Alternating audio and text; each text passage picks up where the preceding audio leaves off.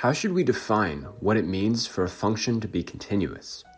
We all have an intuitive notion of continuity, that a function has no holes or jumps or asymptotes, and that it can be drawn without lifting your pen. But how can we make that more rigorous?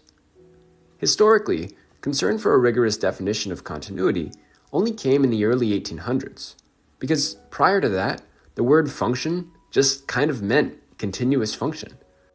This idea that a function is absolutely any rule that assigns outputs to inputs is a relatively modern idea.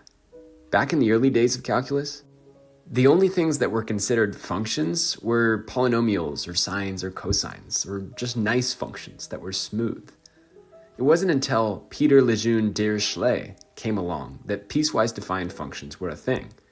He invented this function, which bears his name. Let f of x be 1 if x is rational, and 0 if x is irrational. This Dirichlet function is technically impossible to graph, but we can get some sense about the function by just plotting a bunch of dots at a height of 1 and 0. Between any two rationals, we can find an irrational, and between any two irrationals, we can find a rational. So this function is like infinitely bouncing back and forth. Based on our intuitive notion of continuous, this should be discontinuous. This is a useful example to consider when attempting to construct a definition of continuity. To define continuity, we need to define a limit at a specific x value. So let's say we have a nice smooth function, f of x.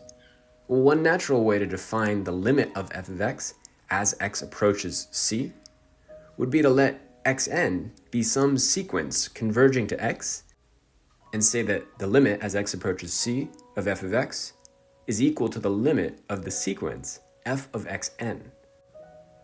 In this nice smooth example, that would naturally capture the behavior we're interested in. On the x-axis here, we could draw our sequence approaching c and plot the corresponding outputs of each point on the y-axis. Then with this definition, we could say that f is continuous if the limit as x approaches c of f of x is equal to f of c. However, while this definition seems to work fine, it isn't a great definition overall. Let's apply that same definition to the Dirichlet function. Because there was no specification about how the sequence of x values should be chosen, it could be chosen in multiple different ways. So for example, say c was rational, so that f of c was 1. Then we could take a sequence of rational x values whose outputs would all be 1, and thus the limit as x approaches c of f of x would be the limit of a sequence of all 1s, which would be 1, the same as the function value. So this would be continuous, except if we took a different sequence of x values that, say, lived entirely in the irrationals converging to c, then their outputs would all be 0. So the limit as x approaches c of f of x would be 0, which is not 1. So it wouldn't be continuous. And you could also take an even different sequence where you mix rationals and irrationals together, say taking every other term to be rational or irrational, and then the sequence of outputs would alternate 1, 0, 1, 0, not even converging at all. So this definition is bad because it depends on which sequence of x values we choose. To fix it, we could define the limit as x approaches c of f of x only to exist if, for any sequence xn converging to c, the limit fn exists and equals the same thing. In that case, we could define the limit x approaches c of f of x to be that thing. And then this would be a rock-solid definition that would resolve the ambiguity we were seeing before. And this will actually be equivalent to the definition we'll use. We'll end up formalizing it slightly differently, using the topological language that we've introduced in the last few videos. But we'll discuss and state that formal definition of limits at the start of next video. For now, I want to continue thinking about continuity at a point with this sequence definition. So let's consider another bizarre function, Thomae's function. If x is 0, we define the output to be 1, and if x is a non-zero rational number, then we write it as a fraction m over n in lowest terms, and define the function output to be 1 over n. And then if x is irrational, we define it to just output a 0. And again, like Dirichlet's function, we really can't graph this because it's like infinitely bouncing around, but we can just plot some dots and get a sense about it. So here I've plotted the dots for several rational numbers and then just put a bunch of dots on the x-axis corresponding to all the irrationals just sitting down there with an output of 0. This function is certainly not continuous in the overall continuous everywhere sense, and it doesn't really make sense to think about continuity at a single point with the whole can be drawn without lifting your pen definition. But with our definition, we can think about this. And we'll need that definition because our intuitions fail. This is a really surprising result.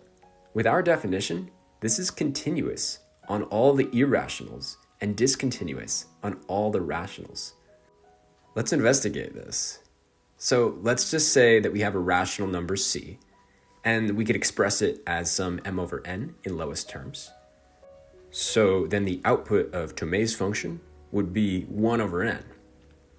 But because of the density of the irrationals, we could take a sequence of irrationals converging to c, and the limit of those outputs would be 0, because each of those outputs are 0. So their sequence would be 0, 0, 0, 0, converging to 0, which is not equal to 1 over n. And since we found a single sequence whose limit disagrees with the function value, according to our definition of continuity, as all sequences needing to have limits that agree with the function value, we can conclude that this is discontinuous at c. And so it's discontinuous at any rational number. And that conclusion isn't too hard to believe based on this picture. The more surprising result is that it is continuous at the irrationals. I won't prove this in general, this is more of an expository example, but we could look at, say, our favorite irrational number, square root of 2. One example of a sequence converging to this number would be formed by just truncating its decimal expansion to an increasing number of decimal places, 1, 1.4, 1.41, 1.414, etc. And then we could plug each of these into Thomae's function. So to see what the limit of outputs would approach, we should express them each as a fraction and simplify them to lowest terms. So we could write this as 1, 14 tenths, 141 over 100, 1,414 over 1,000, etc. And then we need to simplify. Some of them don't reduce at all. In some cases, we can pull out a factor of 2, leaving us with this simplified sequence. And remember, these are all still input values. So this is a sequence of inputs that converges to square root of 2. We plug them each into the function, and we get the corresponding sequence of outputs. And the way Thomae's function works is it just replaces that numerator with a 1. So our new sequence of outputs is 1, 1/5, 1/100th, 1/500th, 1/5000th, 1/100,000th. And like I mentioned, the point of this is not about proving it, but we can just see that this sequence is converging to 0, which matches with the value of the function at square root of 2. Thomae's function is defined to output 0 at any irrational. So f of square root of 2 is 0. So those match up. And you might complain, yeah, okay, but that's just a single sequence. We were supposed to look at all of the possible input sequences before concluding continuity. And that's why we'll end up defining it slightly differently, by the way, so that the definition is easier to work with.